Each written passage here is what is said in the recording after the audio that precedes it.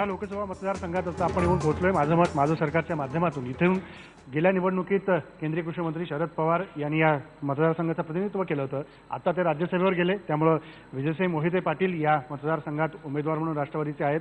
आपल्यासोबत आम आदमी पार्टीच्या सविता शिंदे उमेदवार आहेत, सदाभाऊ खोत आहेत, महायुतीकडून प्रतापसिंह मोहिते पाटील अपक्ष म्हणून मैदानात उतरलेले आहेत, सुनील जाधव आहेत अपक्ष, आणि विजयसिंह मोहिते पाटलांचे प्रतिनिधी आलेले आहेत दीपक वाडदरे. हे उमेदवारांचे सगळे प्रश्न काय आहेत, त्यांच्या संकल्पना काय आहेत मांडतील. अनेक प्रश्न आदरणीय शरदचंद्रजी पवार साहेबांच्या माध्यमातून या ठिकाणी सोडवण्याचा प्रयत्न झालेला आहे. जरूर हाही प्रश्न महत्त्वाचाच आहे, परंतु सगळ्याच गोष्टींना बजेट दिलं जातं किंवा सगळ्याच गोष्टी पूर्ण होतात अशातला भाग नाही. गेले अनेक वर्ष म्हणजे 1908 साली मंजूर झालेला हा ब्रिटिशकालीन प्रश्न रेल्वेचा 100 वर्ष रखडलेला देशात एकमेव रेल्वेचा मार्ग आहे. गेल्या 5 वर्षापासून आम्ही रेल्वे संघर्ष समिती स्थापन करून पाठपुरावा करतो आहेत. अनेक वेळा पवार साहेबांना निवेदन दिली, शिंदे साहेबांना दिली, रेल्वे मंत्र्यांना दिली, परंतु कुठलंच काम झालं नाही. पश्चिम महाराष्ट्रामध्ये जवळजवळ 7 लाख लोकसंख्या कोळी समाजाची आहे आणि या आघाडी सरकारला कोळी समाजाची मतं पाहिजे, परंतु आघाडी सरकारला आमच्या उपेक्षित कोळी समाजाच्या प्रश्न सोडवण्याचा वेळ नाही. प्रचाराच्या कार्यक्रमाच्या निमित्तानं सगळेजण आपापल्या मतदारसंघामध्ये प्रत्येक तालुक्यामध्ये प्रचार करतायत आणि इथं यायला पाहिजे होतं, बरोबर आहे, परंतु जी जनता आम्हाला मतं देऊन निवडून देणार आहे त्या जनतेच्या दारामध्ये आज त्या ठिकाणी प्रत्येक प्रश्न त्यांचा समजून घेण्यासाठी आज दादा पूर्वनियोजित कार्यक्रमानुसार भागामध्ये आहेत. बाकी उमेदवार पण पूर्वनियोजित कार्यक्रम रद्द करून आले, दादांनी यायला पाहिजे होतं. मला प्रतापसिंहजी तुम्हाला विचारायचं आहे की या मतदारसंघातले इतके प्रश्न आहेत, रेल्वेचा असेल, त्या कोळी बांधवांचा असेल, 80,000 मतदार आहेत, काय करायला पाहिजे? इथं प्रश्न सुटलेला दिसत नाही. शरद पवार प्रतिनिधी असून देखील प्रश्न सुटला नाही. यामध्ये प्रामुख्यानं जबाबदार माणूस या ठिकाणी उत्तर द्यायला असायला पाहिजे होता. ही जी मागणी आहे ती अतिशय रास्त आहे. त्याचं कारण असं आहे की मतदारसंघाचे दौरे वगैरे जरी कारण या ठिकाणी सांगितलं तर प्रसारमाध्यमं ही लोकशाहीचा चौथा स्तंभ आहे आणि त्याच्यासमोर जाणं, त्यांच्या प्रश्नांना उत्तर देणं हे उमेदवाराचं किंवा नेत्याचं कर्तव्य आहे. ते कर्तव्य या ठिकाणी पार पाडलं जात नाही असं दिसतंय. या ठिकाणी कोळी समाजाची जी मागणी आहे, मला या ठिकाणी एवढंच सांगायचं आहे की सातत्यानं काँग्रेस राष्ट्रवादीकडे सत्ता आहे, मुख्यमंत्री उपमुख्यमंत्री या जिल्ह्याचे राहिलेले आहेत आणि ही मागणी काय आजची नाही, अनेक वर्षापासूनची आहे आणि त्याची मागणी पूर्ण होणं ही अतिशय गरजेची गोष्ट होती. ती मागणी या ठिकाणी पूर्ण झालेली नाही. मागणीच पूर्ण झालेली नाही. सदाभाऊ, काय करायला पाहिजे? शेतकऱ्यांच्या प्रश्नासाठी तुम्ही या भागात लढलात, आता या कोळी बांधवांसाठी काय केलं पाहिजे? महादेव कोळी समाजामध्ये त्यांना जातीचा दाखला मिळाला जातो, परंतु नोकरीमध्ये आज त्यांना अडचणी निर्माण झालेल्या आहेत, ग्राह्य धरत नाहीत आणि ह्याला राष्ट्रवादीचे एक नेते मधुकरराव पिचड हे या विषयाला जबाबदार आहेत आणि हा विषय फार काही मोठा नव्हता, पण निर्णय घेणं अत्यंत गरजेचं होतं, परंतु राष्ट्रवादीची मंडळी ह्याला निर्णय होऊ दिला नाही. दुसऱ्या बाजूला एक मगाशी प्रश्न उपस्थित झाला तो लोणंद पंढरपूर रेल्वे मार्गाचा. ब्रिटिशकालीन या रेल्वे मार्गाला मंजुरी मिळालेली आहे, जमिनी आरक्षित झालेल्या आहेत. फलटण बारामतीला मात्र निधी उपलब्ध होतो. तो रेल्वे मार्ग नंतर मंजूर अलीकडच्या काळात होतो आणि तिकडं निधी खर्च केला जातो. मग ज्यांनी या मतदारसंघाचं प्रतिनिधित्व गेल्या वेळी केलं त्यांच्याकडून मोठ्या अपेक्षा होत्या या विभागातल्या जनतेच्या की आमची सुद्धा बारामती झाल्याशिवाय राहणार नाही, पण प्रतिनिधी म्हणून माड्यातून निवडून आले आणि काम मात्र बारामतीलाच केलं. मुख्यतः जे प्रश्न सुटलेले नाहीत या भागातले त्यांना सत्ताधारी जबाबदार आहेतच. या भागामध्ये जसं आता आपण सांगितलं की शरद पवार साहेब मागच्या वेळेस निवडून गेले होते, परंतु कुठलेही प्रश्न सुटलेले नाहीत, उलट प्रश्न जास्ती बिकट होत गेले. म्हणजे पायाभूत सुविधा ज्या आहेत त्या बाबतीत सुद्धा हा मतदारसंघ खूप मागे आहेत. रस्त्याचा, विजेचा, पाण्याचा प्रश्न आहे. बाकी रेल्वे आणि शेतकऱ्यांचे प्रश्न तर आहेत. अपक्ष उमेदवार म्हणून तुम्ही मैदानात आहात, काय तुम्ही लोकांना सांगणार आहात? काय प्रमुख ठोस कामं तुम्ही घेऊन समोर जाता? तसं पाहिलं तर माढा मतदारसंघाला पाण्याचा दुष्काळ भयंकर आहे, पण जर विचार केला तर माढा मतदारसंघामध्ये पाण्याचा दुष्काळ जरी असला तरी बुद्धीचा दुष्काळ नक्कीच नाही. आणि माझा तोच प्लॅन आहे, काही बुद्धिवादी लोक एकत्र आणून माढ्याचा पाण्याचा प्रश्न हा कायम सुटावा, हा माझा महत्त्वाचा मुद्दा आहे. आजपर्यंत भारतात सगळ्यात लॉयल असं जे क्षेत्र आहे ते शिक्षण क्षेत्र आहे, तर त्यामध्ये राजकारणी लोक का हस्तक्षेप करतात? तिथे शिक्षण सारख्या पवित्र क्षेत्रात राजकारण का येतं? असा कोणता त्यांना राईट दिलाय का की शिक्षण क्षेत्रात तुम्ही हस्तक्षेप करायला पाहिजे? शिक्षणाचं खाजगीकरण या ठिकाणी प्रचंड मोठ्या प्रमाणात झालेलं आहे. म्हणजे पूर्वी साखर सम्राट म्हणून उल्लेख व्हायचा, आता शिक्षण सम्राट निर्माण झालेलं आहे. आणि डोनेशन हा एक प्रकार फार मोठ्या प्रमाणामध्ये या ठिकाणी आहे. आणि यामध्ये सरकारचं ग्रामीण भागाकडे विशेषतः शैक्षणिकदृष्ट्या अतिशय दुर्लक्ष झालेलं आहे. आणि त्यामुळं मुलांना, शेतकऱ्यांच्या मुलांना शहराकडे धाव घ्यावी लागते. राष्ट्रवादी काँग्रेसच्या प्रतिनिधींना माझा असा प्रश्न आहे की देशाचे कृषी मंत्री पवारसाहेब हे या ठिकाणी 10 वर्ष सलग कृषी मंत्री असताना, ह्या भागाचं प्रतिनिधित्व करत असताना कोणतंही ठोस काम या माढा लोकसभा मतदारसंघात केलं नाही. उलट माळशिरसच्या वाट्याचं असलेलं 60% पाणी NRBCचं हे बारामतीला 60% करून माळशिरस, पंढरपूर आणि सांगोल्यासाठी 40% याप्रमाणे बदल केला. बारामतीमध्ये पाणी वळवलं हा खरं तर तुमचा सरासर आरोप आहे. तुम्ही उत्तर द्या. चुकीचे ते वळवलं हा खरं तर मुळात आरोप आहे आणि हा चुकीचा आरोप आहे. काय नेमका खेळ आहे? नाही, यामध्ये पूर्ण माहिती असल्याशिवाय, म्हणून या ठिकाणी उमेदवार असणं गरजेचं होतं.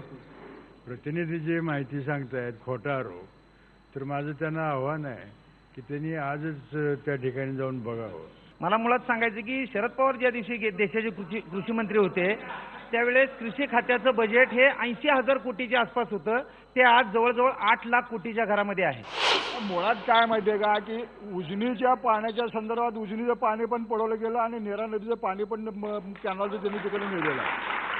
आणि हे सांगतात की शरद पवारचा खासदार फंड असतो किती, 1000 कोटीचा त्याच्या पाण्याच्या ह्याच्यात भ्रष्टाचार झाला पाटबंधाऱ्यामध्ये. खासदार फंड वर्षाला 2 कोटीचा, आणि त्या 2 कोटीत काय कामं होणार? शरद पवारांनी या मतदारसंघामध्ये आल्यानंतर जी कामं करायला पाहिजे, साधारण हे पंढरपूर तीर्थक्षेत्र आहे आणि राष्ट्रीय लेवलवरचं तीर्थक्षेत्र असल्या कारणाने आमची पहिल्यापासूनची मागणी होती की नॅशनल टुरिझम प्लॅनवर ह्या एकदा पंढरपूरचं नाव गेलं की आपोआप ह्यांचा केंद्र सरकारचा विकास निधी या ठिकाणी येऊ शकतो. ते सुद्धा काम या दोन्ही यांनी केलं नाही. गेल्या वेळी आम्हाला पवार साहेबांनी धनगर समाजासाठी ST मध्ये समावेश करतो म्हणून आम्हाला शब्द देऊन गेले. त्याच्यानंतर आजही तागात ही केलेलं नाही. धनगर समाजाच्या ज्या मागण्या आहेत त्या मागण्यांबद्दल खरं तर सहानुभूतीनं विचार आहे, पण असं जातीवर जाऊन गोष्टी उपयोग होणार नाहीत. जातीपातीच्या राजकारणाचा फंटा हा खऱ्या अर्थानं जन्माला घातला तो शरद पवार साहेबांनी. कारण छगन भुजबळांना शिवसेनेतून वडला आणि त्यांना एक जात मागं चिकटून दिली. आठवले साहेबांना म्हणजे प्रत्येकाला एक जात मागे चिकटून देण्याचा खरा प्रयत्न आणि 2 जातीमध्ये भांडणं लावायचा प्रयत्न हा शरद पवारांनी केला. आणि म्हणून मराठा आरक्षणावरती खऱ्या अर्थानं मराठा आरक्षणाच्या चळवळी सुद्धा यांनीच उभा केल्या आणि मराठ्यांना आरक्षण द्यायच्या वेळेला लगेच त्यांनी आयोग नेमला. पहिला प्रश्न, महिलांना 50% तुम्ही आरक्षण म्हणता, तर किती महिलांना तुम्ही उमेदवारी दिलेली आहे? दुसरा प्रश्न आहे, म्हणजे हा प्रत्येक उमेदवारांना माझा प्रश्न आहे की दुसरा प्रश्न म्हणजे की आज एवढं निवडणुकीचं वातावरण सगळीकडे तापलेलं असताना सगळेजण एकमेकावर चाललेलं आहे, सगळ्या गोष्टी पाठीमागच्या पुढच्या वगैरे हे सगळ्या, तर महिलांच्या सुरक्षिततेविषयी कोणी बोलतं का? महिलांच्या सुरक्षिततेसाठी राज्य सरकारनं कडक कायदे केलेत, म्हणून तर मुंबईसारख्या ठिकाणी ज्या गोष्टी झाल्या त्याला कडक शासन झालेलं आहे. त्या ठिकाणी आरोपींना ते राज्य शासनाने केलेल्या कडक कायद्याचीच अंमलबजावणी असं मला म्हणायचं. उमेदवारीविषयी काय, राष्ट्रवादीने किती महिलांना उमेदवारी दिली? हाच खरा प्रॉब्लेम आहे. हाच मुद्दा आहे की राष्ट्रवादीने उमेदवारी कितीसाठी दिली? 50%चं राजकारण तुम्ही करा. आता 33% उमेदवारीपर्यंत मला माहिती आहे. आमच्या नगरपालिकेपुरतं म्हणलं तर नगरपालिकेत 33%ला प्रत्येक ठिकाणी 33% महिलांना दिली जाते. नगरपालिका नाही, निवडणूक लोकसभेची चालली आहे. स्थानिक स्वराज्य संस्था सोडूनच्या आरक्षणाच्या बाबतीतला मुद्दा मला माहिती नाही. माहिती नाही तुम्ही म्हणताय. महिलांना सुरक्षितता जर मिळायची असेल तर पहिल्यांदा पोलीस खात्याचा किंवा कायद्याचा हा गुंडांना भीती वाटली पाहिजे.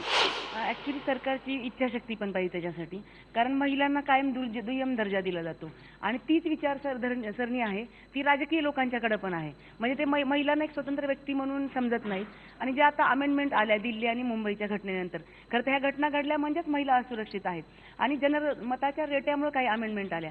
आता राहिला मुद्दा महिलांच्या राखीव जागांच्या बद्दल. आम्ही तर कायम महिला चळवळीमध्ये काम करत असल्यामुळं महिलांना आरक्षण मिळालं पाहिजे ह्या भूमिकेचे आहोत. आणि आत्ताच्या या निवडणुकीची जर उमेदवारीची बघितली तर आम आदमी पक्ष हा एकमेव पक्ष आहे ज्यांनी सगळ्यात जास्त महिलांना उमेदवारी दिली. माढा मतदारसंघामध्ये यावेळेस जोरदार रणधुमाळी पाहायला मिळते. काय होणार निकालानंतर स्पष्ट चित्र दिसेल. ब्रेक घेऊ, ब्रेक नंतर परत भेटू.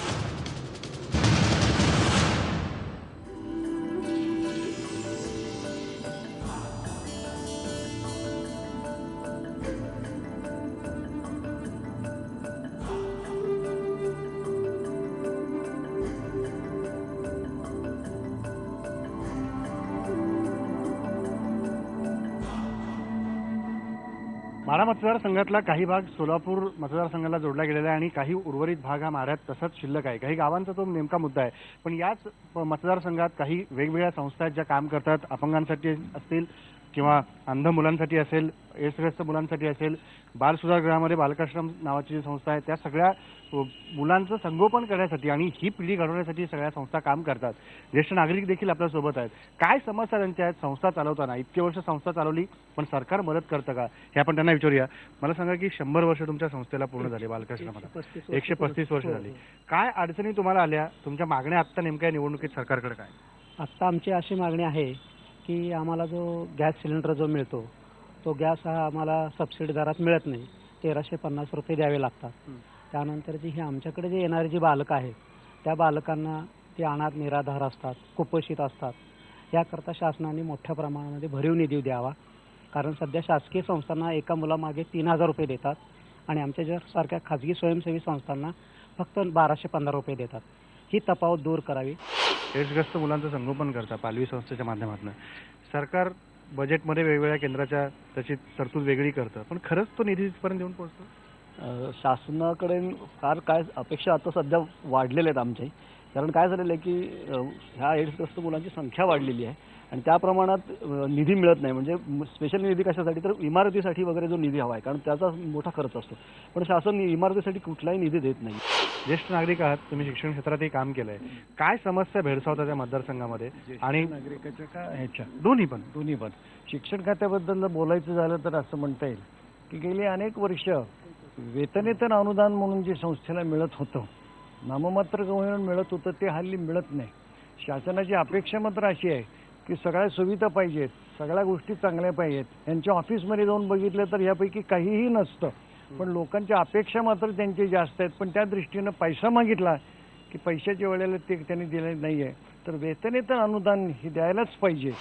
तुम्ही खास करून काय सांगाल की जे सगळी लहान मुलं तुम्ही संगोपित करता एड्सग्रस्त, तिथे काय सरकारने करायला? बघता बघता मुलात 18 वर्षाच्या पर्यंतचं झालेलं आहे, HIV ग्रस्त आहे आणि 18 वर्षाच्या पुढे जाऊन त्यांना समाजामध्ये कोणत्या प्रकारे समाजात जावं आणि समाजाने त्याला का आधार द्यावा हा मूलभूत प्रश्न येऊन थांबलेला आहे. तर त्याच्यासाठी त्यांनी काही व्यावसायिक शिक्षण या मुलांच्यासाठी चालू करावं आणि किमान शैक्षणिक पात्रता त्यांची 10वी पर्यंतची पकडून त्यांना वेगवेगळे कोर्सेस द्यावेत आणि समाजामध्ये परत येण्याच्यासाठी त्यांना एक सन्मानाने हक्काचं ठिकाण द्यावं. हक्काचं ठिकाण द्यावं अशी मागणी तर होतीये. तुम्ही वृद्धाश्रम सगळं चालवता, इथे ते सांभाळता, सरकार ज्येष्ठांसाठी वेगवेगळ्या योजना राबवतं, खरंच ते त्यांच्यापर्यंत पोहोचतं? नाही ना, फार कमी प्रमाणात पोहोचतात आणि खूप उशिरा पोहोचतात. त्यांना अनुदान पण वेळेवर मिळत नाही आणि त्यांना इतकी म्हणजे अपुरी जागा आहे वृद्धांना की काही साधं गार्डन सुद्धा नाहीये बसायला वगैरे. अंध मुलांसाठी म्हणून तुम्ही संस्था चालवता, काय सरकारने करायला पाहिजे? खरं तर प्रत्येक वेळेला एक वेगळी योजना अंधांसाठी असेल, अपंगांसाठी असेल तशी तरतूद होते, पण तो निधी शेवटपर्यंत येतो? शेवटपर्यंत तसं घडत नाही. गेली 20 वर्ष मी या अंधशाळेमध्ये काम करते आणि 30 मुलांची मान्यता आहे शाळेला आणि 30 मुलांनंतर कुठलीही वाढीवची मान्यता दिली गेली नाही आणि 20 विद्यार्थ्यांची जी मान्यता दिलेली आहे ती कायम विना अनुदानित हा शब्द चिकटवलेला आहे. शासनाने कायम यांच्याकडे दुर्लक्ष केलं. या सगळ्या संस्था ज्या पद्धतीने सेवाभावाने एक सामाजिक दृष्टिकोन ठेवून पुढे येत आहेत आणि या सगळ्या समाजातल्या प्रत्येक गोष्टीला विकासाच्या मुद्द्यापर्यंत आणण्याचा प्रयत्न करतायत, त्यांना कुठेतरी सरकारने आता बळ देण्याची गरज आहे. आणि इथे येऊन मतं मागणाऱ्याने देखील त्यांच्याकडे दुर्लक्ष करूनही चालणार नाही. ब्रेक घेऊ, ब्रेक नंतर परत भेटू.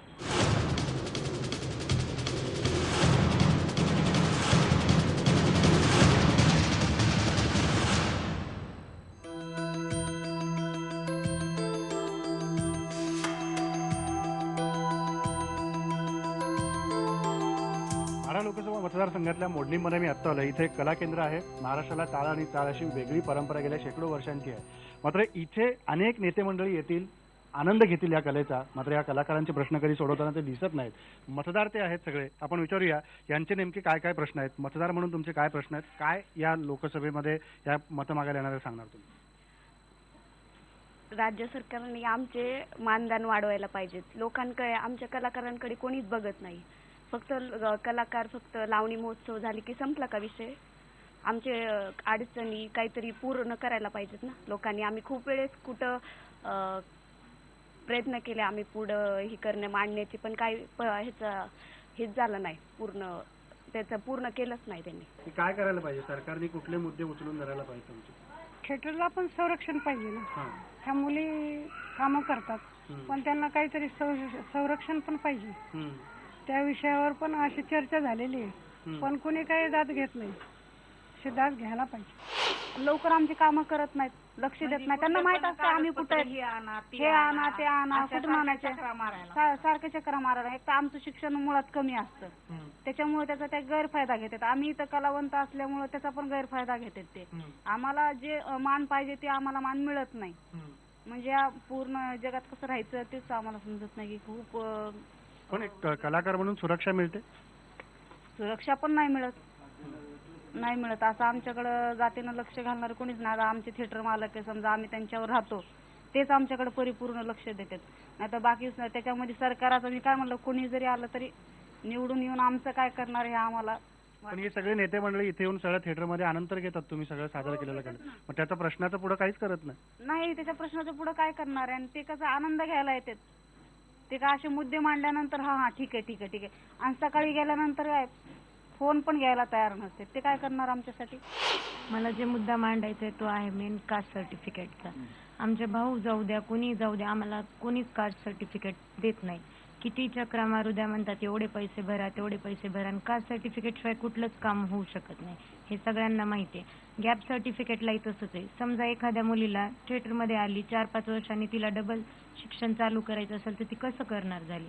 गॅप सर्टिफिकेटसाठीच तिला 2-3 वर्ष लागतात आणि कास्ट सर्टिफिकेटसाठी तर इतक्या चक्रा मारावं लागतात. अक्षरशः अधिकारी बदलतात पण आम्हाला कास्ट सर्टिफिकेट देत नाही. थिएटर मालक म्हणून तुम्ही काय सांगाल या कलाकारांसाठी सरकारनं काय करायला पाहिजे अजून? तुम्ही तर तुमच्या पद्धतीने इथं त्यांना उपलब्ध व्यासपीठ करून दिलं, पण सरकारनं काय केलं? शासनानं लावणी महोत्सवाची शासनाचा चालू ठेवता 2-3 वर्ष चालू ठेवला, त्याच्यानंतर बंद केला. ती चालू राहायला पाहिजे. त्याच्यानंतर एका थिएटरला 9 पार्ट्या असाव्या असा शासनानं जाहीर काढला. ही नियम घातक आहे, जाचक आहे. कारण ज्या कलाकाराला जिथं योग्य वाटतंय तिथं राहू शकतो. पण नियम लागू करायला नाही पाहिजे असं तुम्ही म्हणताय. आपण बघतो एकूणच सगळ्या तमाशा केंद्रात असेल किंवा विविध कला केंद्रामध्ये असेल, इथे सगळे नेते मंडळी येतील, आनंद घेतील, मतं घेतील, पण ह्यांचे प्रश्न मात्र सोडवायला त्यांना वेळ नसतो. त्यामुळे आनंद घेण्यापेक्षा काम पूर्ण करून या लोकांचे प्रश्न सोडवूनच तुम्ही त्यांच्या मताची खरी किंमत चुकवू शकता. इथंच थांबू. पहा फक्त IBN लोकमत.